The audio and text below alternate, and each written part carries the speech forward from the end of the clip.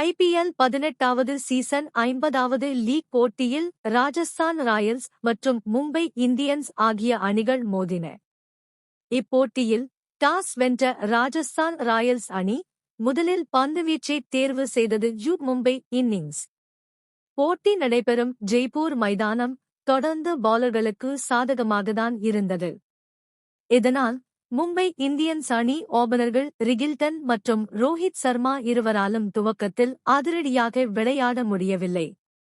Jofra Archer, பரூக்கி, மகீஷ் தீக்ஷா ஆகியோர் power பிளேவில் அபாரமாக பந்து வீசியும் மும்பை இந்தியன்ஸ் ஓபனர்கள் நல்ல பார்மில் இருந்ததால் துவக்கத்தில் தடுப்பாட்டத்தில் ஈடுபட்டனர்.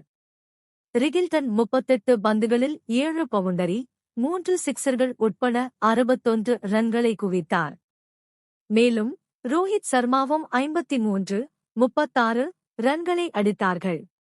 பவுலர்களுக்கு சாதகமான பிட்சிலும் இவர்கள் முதல் விக்கெட்டிற்கு 116 ரன்களை 11 ஓவர்களில் சேர்த்ததால்தான் மும்பை இந்தியன்ஸ் அணிக்கு பின்னடைவு ஏற்படவில்லை.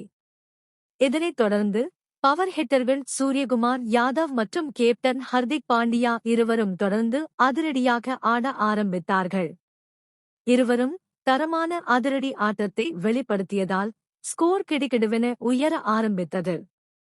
இந்த இருவரும் கடைசி 5 ஓவர்களில் 71 ரன்களை அடித்தார்கள்.